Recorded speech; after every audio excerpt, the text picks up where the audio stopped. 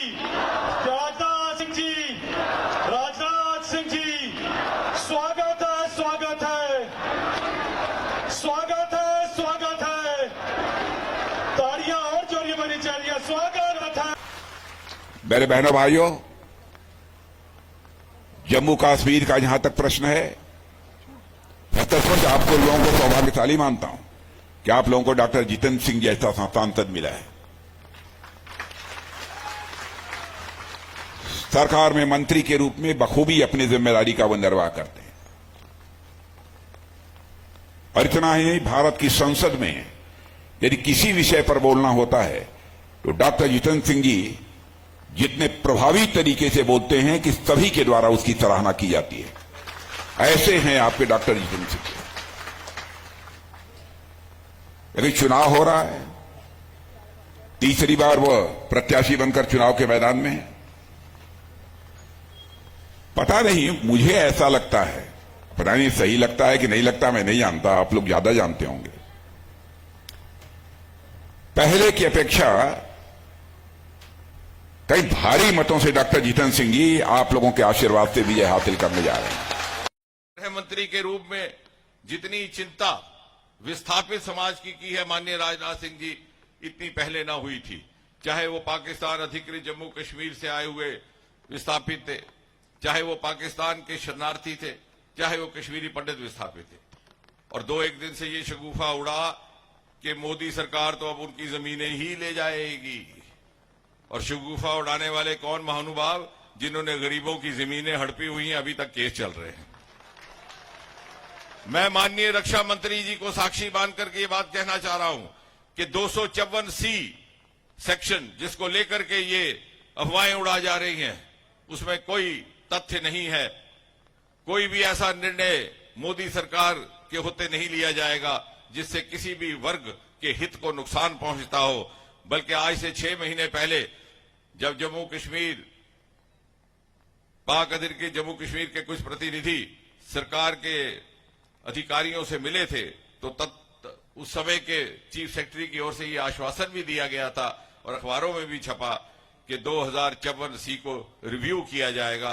वो अभी भी रिव्यू के अंतर्गत है, इसमें कोई तथ्य नहीं। बल्कि इसके विपरीत यहां हमारी डीडीसी की मेंबर बैठी हैं, कीड़ियां गंडियाल की, ये प्रतीक है मोदी जी के संकल्प का। मात्र 2000 आबादी है उस क्षेत्र की, जिसमें से 1000 आबादी है पाक अधिकृत जम्मू कश्मीर के आए हुए लोगों की। 70 साल से उनकी मांग थी कि वहां एक पुल निर्माणित हो, क्योंकि एक विडंबना थी, जम्मू कश्मीर से पंजाब होकर के कीड़ियां गंडियाल जाना पड़ता था। 70 साल तक कांग्रेस की सरकारों ने उस पुल के निर्माण की कल्पना नहीं की, क्योंकि उनको लगता था कि 2000 की पंचायतों के लिए इतना महंगा पुल उनके वोट बैंक में के अंतर्गत उस राजनीति में शामिल नहीं था। मोदी जी के आने के बाद 150 करोड़ का पुल बनाया गया मात्र 2000 आबादी के लिए, जिसमें से 1000 आबादी है पाक अधिकृत जम्मू कश्मीर के विस्थापितों की। जो सरकार इतनी संवेदनशीलता के साथ हर वर्ग तक पहुंच सकती है, वोट की राजनीति से ऊपर, भला उसको कैसे इस बात का आरोप लगाया जा सकता है कि वो इन विस्थापित भाइयों की जमीनें ले जाएगी।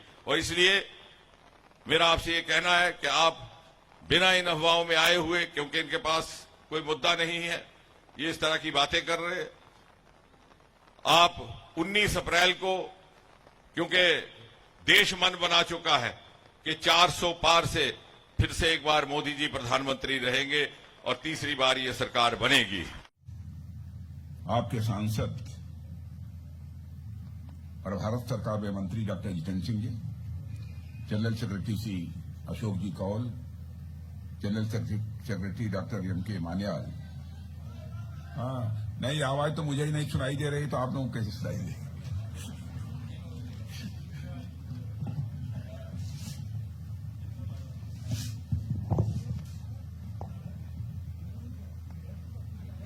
ले आइए, ले आइए, ले आइए, मैं आपसे ही बोलता हूं। डॉक्टर, अब यह देखिए कितना खुशनुमा माहौल है।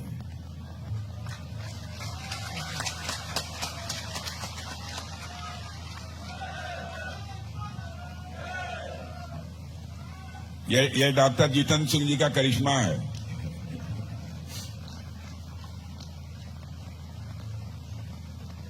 डॉक्टर जितेंद्र सिंह जी श्री अशोक कौल जी, जनरल सेक्रेटरी, डॉक्टर के मान्याल, डॉक्टर जीवनलाल जी, एक्स-एमएलए, श्री प्रेम सागर अजीज, कर्नल महान सिंह, श्री विक्रम सिंह, श्री नीरज राजपूत, श्री तजिंदर सिंह, श्री किशोर कुमार, श्रीमती रीता देवी, श्रीमती श्वेता देवी, श्री जंगवीर सिंह, श्री दर्शन सिंह, श्री सतीश शर्मा, श्री सुमेश तपोलिया, डॉक्टर श्रीमती सुलेखा शर्मा, श्री शंकर सिंह, श्री अभिजीत यशरोटिया और इस सभा में मौजूद मेरे सभी सम्मानित बहनों एवं भाइयों। पानी बरसने लगा, भाषण कैसे होगा?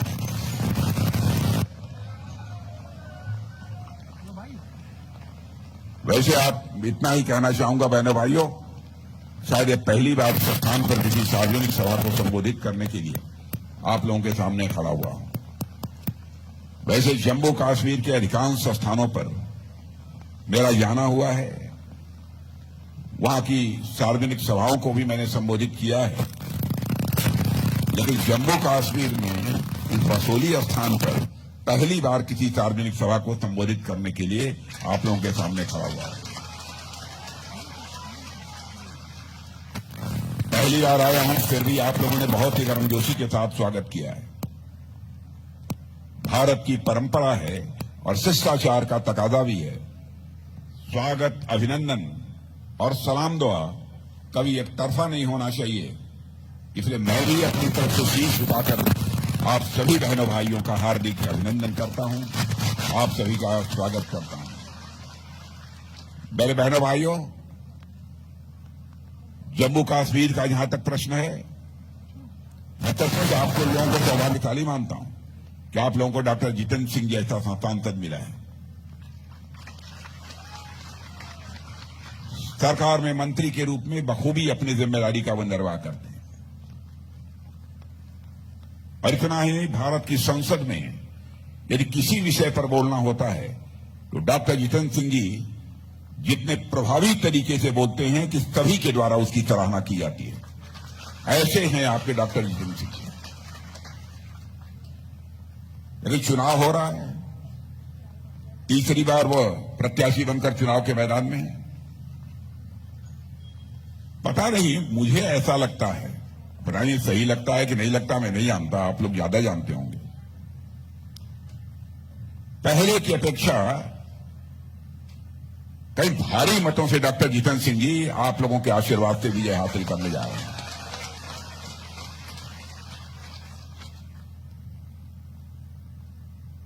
जहां तक मोदी जी की सरकार का प्रश्न है,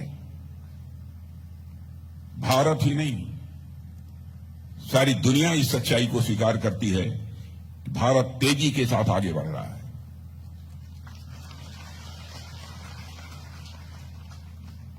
बहनों भाइयों, अंतर्राष्ट्रीय जगत में भारत का कद बढ़ा है। पहले अंतर्राष्ट्रीय मंचों पर भारत कुछ बोलता था तो भारत की बातों को जितनी गंभीरतापूर्वक लिया जाना चाहिए नहीं लिया जाता था, लेकिन आज यदि अंतर्राष्ट्रीय मंचों पर भारत कुछ बोलता है, सारी दुनिया कान खोलकर सुनती है कि भारत बोल क्या रहा है, यह भारत की हैसियत बनी है। आप लोगों का भी अथवा आप लोगों के परिवार के बहुत सारे सदस्य विदेशों में होंगे, आपको इस बात की जानकारी देते होंगे। और आज हमारा देश आर्थिक रूप से धीरे धीरे मजबूत होना प्रारंभ किया है। आजादी हासिल किए हुए लगभग 74-75 वर्षों का समय गुजर गया, लेकिन भारत को आर्थिक दृष्टि से जो मजबूती हासिल करनी चाहिए थी नहीं कर पाया। पहली बार मोदी जी के प्रधानमंत्री बनने के बाद समाचार पत्रों के माध्यम से भी आप सबको जानकारी मिली होगी कि भारत आर्थिक दृष्टि से भी कैसे मजबूत हुआ है और कैसे यह भारत आगे बढ़ रहा है। मैं आपके सामने एक मिसाल रखना चाहता हूं। 2014 में यही हमारा भारत धन दौलत के आकार यानी इकोनॉमी की साइज के मामले में दुनिया के देशों में 11वें स्थान पर खड़ा था। वही भारत मोदी जी के प्रधानमंत्री बनने के बाद बहनों भाइयों, आज के 1 साल पहले ही, 2 साल पहले ही जो भारत इकोनॉमी की साइज के मामले में दुनिया में 11वें स्थान पर खड़ा था, वह जंप लेकर 5वें स्थान पर आ गया।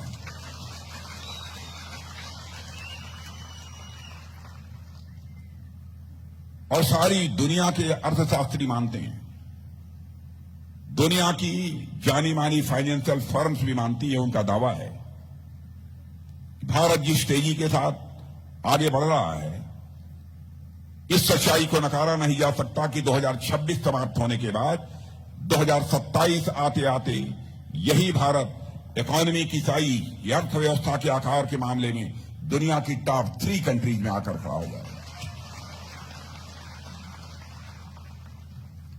सारे विश्व में सर्वाधिक तेजी से आगे बढ़ने वाली अर्थव्यवस्था किसी देश की है मेरे बहनों भाइयों, तो भारत की है। हम लोग कितने सौभाग्यशाली हैं कि ऐसा एक सशक्त नेतृत्व मिला है। और जिस पार्टी से हम लोग आते हैं, आप लोग भी अच्छी तरह जानते हैं, हम लोग जो कहते हैं वह करते हैं। हमारे कृति और कथन में कभी अंतर नहीं रहा है। मैं समझता हूं आजादी हासिल होने के बाद कांग्रेस के नेताओं ने इस देश की जनता के साथ जितने वादे किए, यदि आंशिक रूप से भी अपने वादों को पूरा कर दिया होता तो आज के 20-25 साल 30 साल पहले ही भारत दुनिया के ताकतवर देशों की कतार में आकर खड़ा हो गया होता। लेकिन उन्होंने कहा कुछ, किया कुछ। बराबर अन्य राजनीतिक पार्टियों ने अपने चुनावी घोषणा पत्र जारी किए, बहुत लंबे चौड़े वादे भी जनता से किए, लेकिन सरकारें बन जाने के बाद उन्होंने अपने वादे को पूरा नहीं किया। लेकिन मैं आपसे अपील करना चाहता हूं, बहनों भाइयों, भारतीय जनसंघ के रूप में जब हम लोगों ने यात्रा प्रारंभ की थी, उस समय से लेकर आज तक हमारे चुनावी घोषणा पत्र को उठाकर कोई देख ले। जब सरकार नहीं बनी थी तो उस समय तो नहीं कर पाए, लेकिन हम बार बार कहते रहे, जब भी हमारी सरकार बनेगी, इस जम्मू कश्मीर, जिसे धारा 370 के तहत एक विशेषाधिकार प्राप्त है, इस धारा 370 को हम समाप्त करेंगे और जम्मू कश्मीर का भी वही दर्जा होगा जो हिंदुस्तान के अन्य राज्यों का दर्जा होगा। हम लोगों ने इसे पूरा किया। हम लोगों ने कहा था, 1984 से नारे लगाते चले आ रहे थे कि रामलला हम आएंगे, मंदिर हम ही बनाएंगे। तो लोग ये कहते थे, हमारे विरोधी दल के लोग, रामलला हम आएंगे, मंदिर वहीं बनाएंगे, लेकिन तारीख नहीं बताएंगे। लेकिन बहनों भाइयों, आपने देखा वो तारीख आ गई। अयोध्या की धरती पर भव्य राम का मंदिर बनकर तैयार हो गया और 22 जनवरी को ही हमारे प्रधानमंत्री ने उसकी प्राण प्रतिष्ठा कर दी।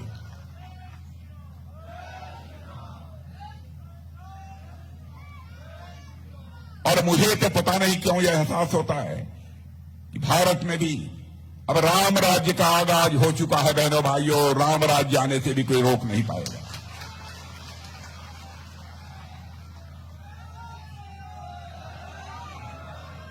राम राज्य का मतलब क्या होता है? राम राज्य का मतलब लोगों के अंदर कर्तव्य बोध पैदा हो, अपने कर्तव्य के प्रति जागरूकता पैदा हो, अधिकार बोध नहीं। सारा संकट पैदा हुआ था कैकेयी को जब अधिकार बोध हुआ था, शेष सभी लोग जितने थे अपने कर्तव्य का पालन कर रहे थे। ऐसी स्थिति भारत में भी अब धीरे धीरे पैदा हो रही है। जब सरकार में बैठे हुए लोग अपने कर्तव्य का पालन करेंगे, उसे अधिकार समझकर काम नहीं करेंगे, कर्तव्य के प्रति अपने जागरूक रहेंगे, तो सारा हिंदुस्तान, मैं समझता हूं सारे भारत के नागरिक भी धीरे धीरे जागरूक होते जाएंगे, उन्हें कर्तव्य बोध होता जाएगा। और मैं भारतीय जनता पार्टी के संबंध में बतलाना चाहता हूं, हम लोग भी राजनीति करते हैं, हम लोगों के अंदर भी एक कर्तव्य बोध है।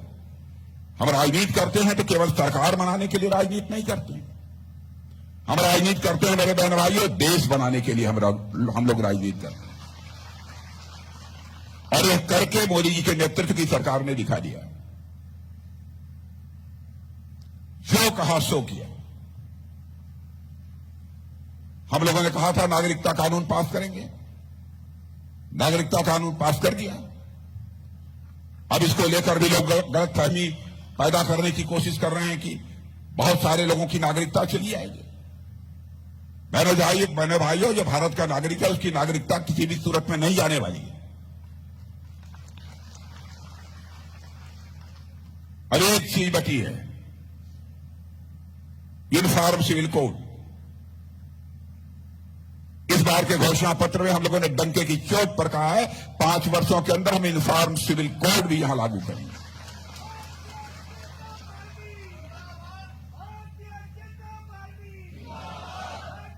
इस देश में समान नागरिक संहिता क्यों नहीं होनी चाहिए, इसका किसी के पास कोई तर्क नहीं है।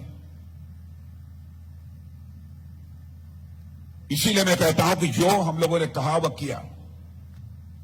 और मैं जानता हूं आजाद भारत में बहुत बड़ा संकट पैदा हुआ था कि नेताओं के कहने और करने में अंतर होने के कारण ही भारत की राजनीति और भारत के नेताओं पर से जनता का विश्वास धीरे धीरे समाप्त होता चला गया। जो कहता कुछ था और करता कुछ था उसको लोग कहते थे ये नेता है,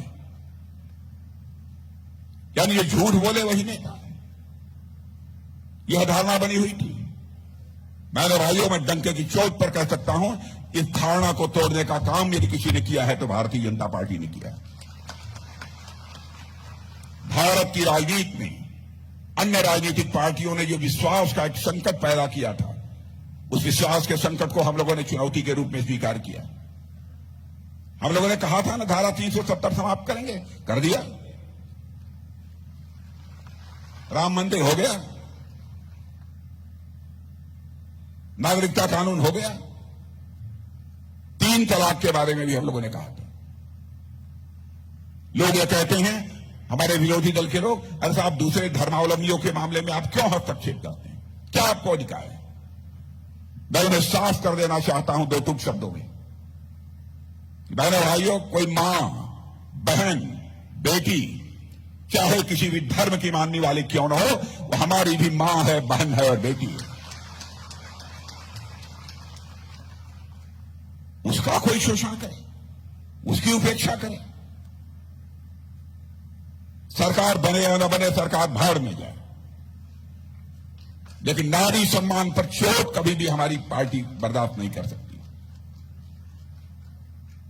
उस मामले में भी जो फैसला करना चाहिए कर लिया, 3 तलाक की व्यवस्था समाप्त कर दी। कैसे हम स्वीकार कर सकते हैं? क्या आप किसी से शादी करिए और शादी करने के बाद 10 दिन के बाद या तीसरे दिन ही आप 3 बार तलाक तलाक तलाक बोल दीजिए, उसकी छुट्टी हो जाए? कहां जाएगी? इसीलिए मैं कहता हूं कि हम लोग राजनीति केवल सरकार बनाने के लिए नहीं करते हैं, देश बनाने के लिए हम लोग राजनीति करते हैं। जहां तक जम्मू कश्मीर का सवाल है, यहां पर कांग्रेस, नेशनल कॉन्फ्रेंस, पीडीपी, इन्हीं राजनीतिक पार्टियों का विशेष वर्चस्व रहा। और मुझे याद है कि लोग कहते थे धारा 370 यदि समाप्त होगी तो यहां पर खून की नदियां बहेंगी। अगर मैं उनको बताना चाहता हूं, खून की नदियां नहीं, पानी की नदियां बहेंगी।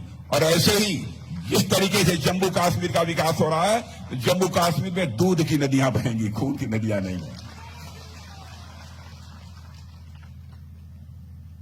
अरे जी, मैं कहूं कि सचमुच हमारे मोदी जी ने जम्मू के लोगों को उनका हक सूद सहित वापस किया है, तो यह कहना भी अतिशयोक्तिपूर्ण नहीं होगा। मेरे बहनों भाई,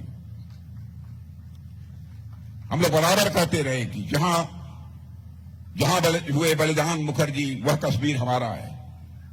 और बहनों भाइयों, उस संकल्प को हमारी सरकार ने पूरा कर दिया है। यहां पर अन्य भी बहुत सारे 370 समाप्त होने के बाद जो हमारी सरकार ने फैसला किया है, उसके बारे में आप सभी अच्छी तरह जानते हैं। ये कांग्रेस के लोग विरोध कर रहे थे, लेकिन आपने देखा होगा कि राहुल गांधी ने जब अपनी न्याय यात्रा समाप्त की, तो इसी गुलबर्ग में आकर मैंने देखा कि बर्फों से वो एक वहां पर एंजॉय कर रहे थे, खेल रहे थे। मैंने देखा कि प्रियंका जी भी आई थी, एक दूसरे के ऊपर लोग बर्फ फेंक रहे थे। यदि धारा 370 समाप्त न हुई होती तो शायद यह अवसर उनको न मिलता।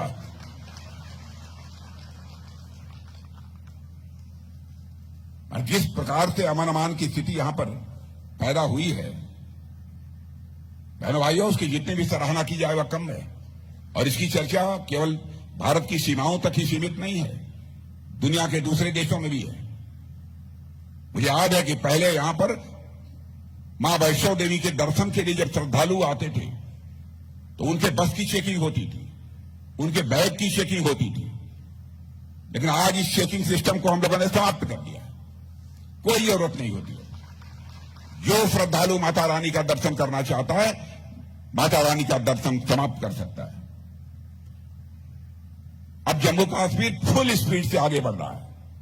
मैं उन सब सारी परियोजनाओं की यहां पर चर्चा नहीं करना चाहूंगा जिसकी चर्चा अभी हमारे डॉक्टर साहब ने की है। लेकिन महबूबा जी, मैं आपको याद दिलाना चाहता हूं, आपने कहा था कि धारा 370 समाप्त होगी, यहां पर भारत का तिरंगा उठाने वाला कोई नहीं मिलेगा। आज तिरंगा जम्मू कश्मीर के कोने कोने में लहरा रहा है।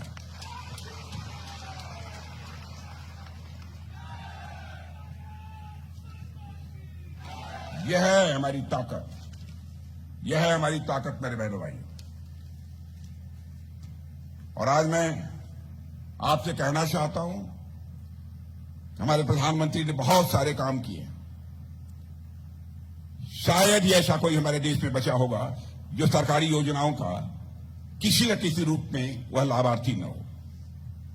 गरीबों का अथवा मध्यम वर्गीय लोगों का जहां तक प्रश्न है, आप उनके बारे में भी जानते हैं कौन सी सुविधाएं मिली हैं। मैं जम्मू कश्मीर में भी जानता हूं, बहुत सारे ऐसे घर हैं जहां पर कि नल के माध्यम से जल नहीं पहुंचता था। नल के माध्यम से घरों में जल पहुंचना चाहिए सारे देश में। पहली बार किसी प्रधानमंत्री ने चिंता की तो हमारे संवेदनशील प्रधानमंत्री मोदी जी ने चिंता की इसकी।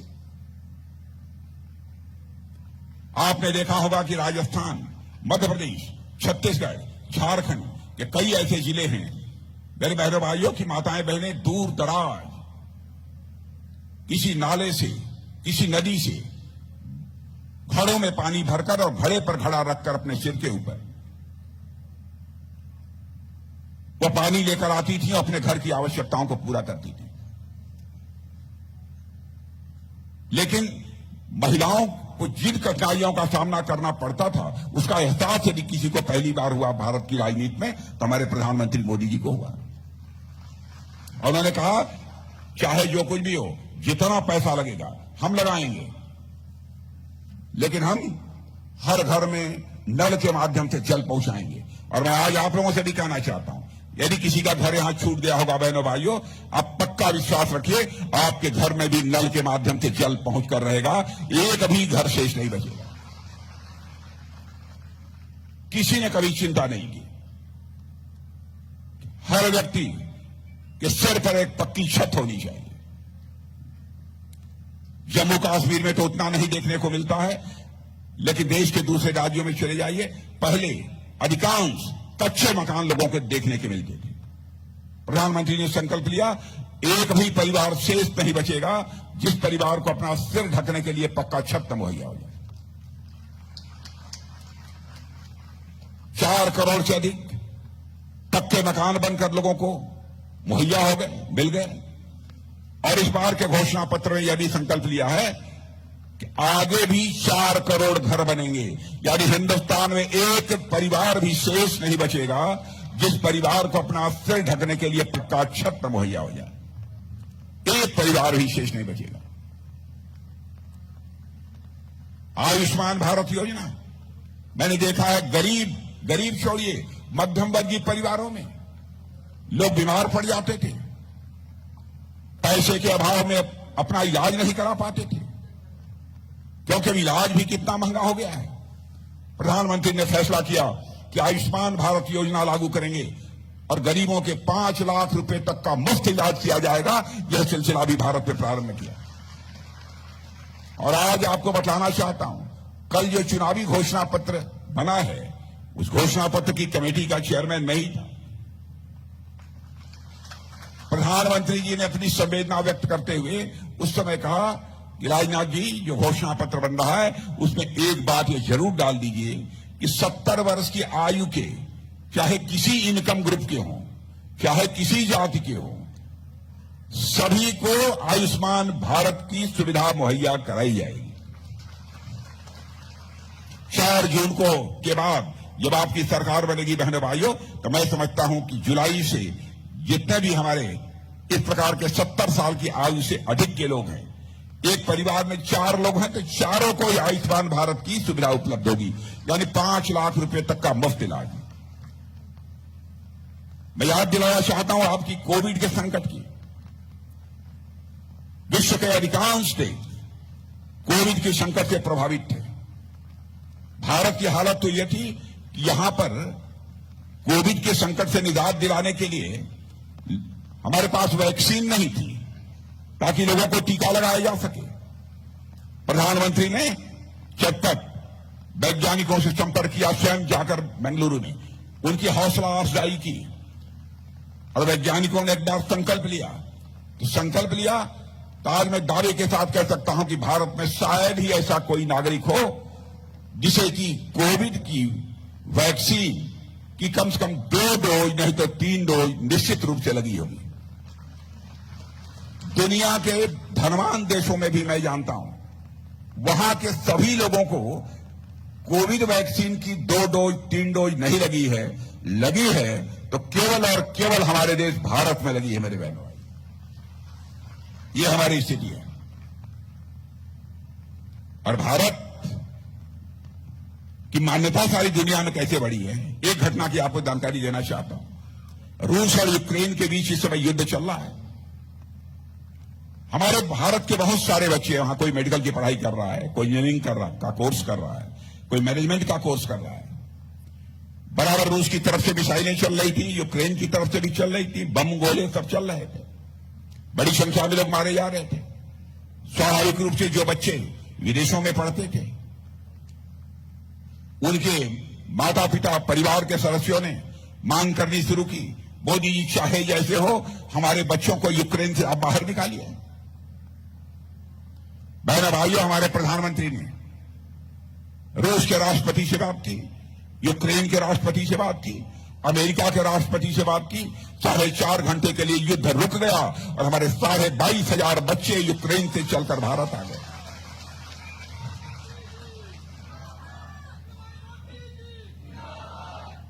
हमारी बहनें यहां पर बैठी हैं, इनको भी बताना चाहता हूं, क्योंकि मैं आया तो जब वहां मिल रहा था कुछ सेल्फ हेल्प ग्रुप की बहनें भी थी।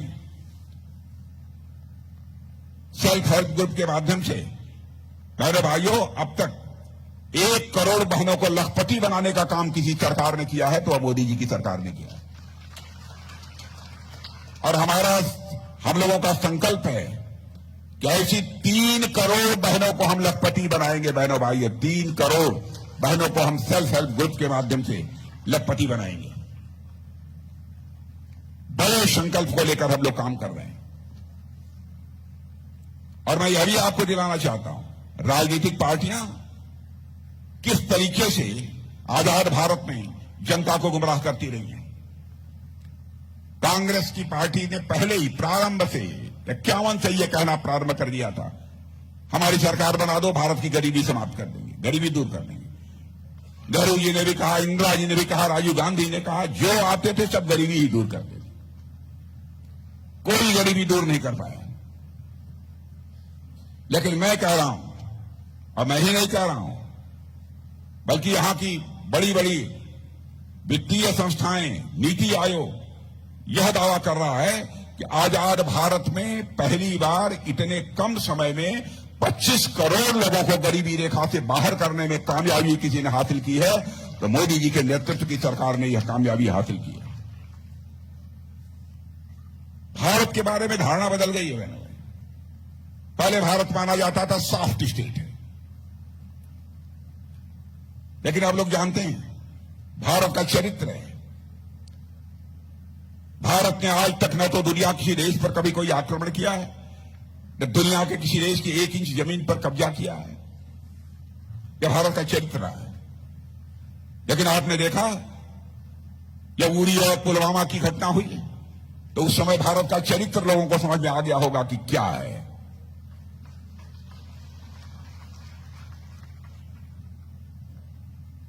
और बहनों भाइयों, उस समय दो टूक संदेश हम लोगों ने दे दिया। हम किसी को छेड़ेंगे नहीं, लेकिन हमें कोई छेड़ेगा तो हम छोड़ेंगे भी नहीं। हमने साफ यह संदेश दे दिया, देखिए मैंने हम ऐसा करेंगे ये आवश्यक नहीं है, लेकिन कोई छेड़े ना हमको। हमारे पास वह ताकत है कि हम सीमा के इस पार भी मार सकते हैं और जरूरत पड़ेगी तो सीमा के उस पार भी जाकर मार सकते हैं।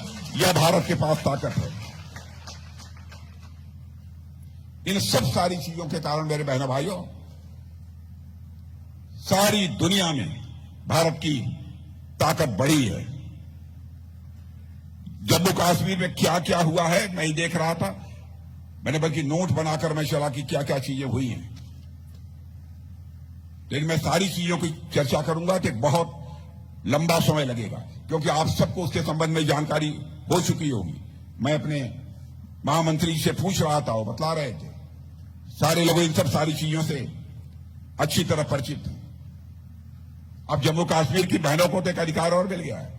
पहले यदि बाहर यदि कहीं शादी हो गई तो संपत्ति का अधिकार वो खो देती थी। अब क्या पूछना, शादी कहीं हो, संपत्ति का अधिकार इस जम्मू कश्मीर में उनका कायम रहेगा। यह काम कौन कर सकता था? यह काम यदि कोई कर सकता था तो बहनों भाइयों हम ही लोगों की सरकार कर सकती थी।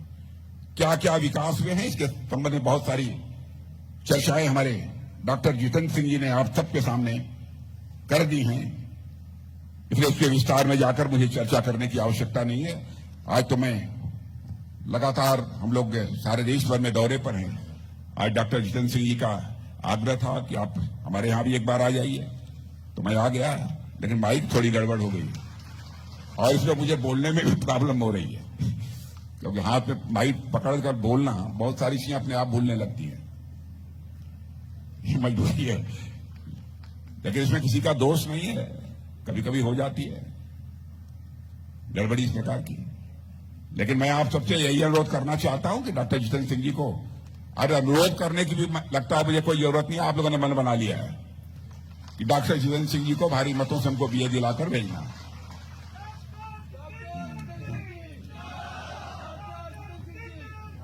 और आप ये भी जानते हैं कि डॉक्टर जितेंद्र सिंह जी को आप सांसद बनाते हैं तो केवल सांसद नहीं बनाते हैं, या कुछ और बनते हैं।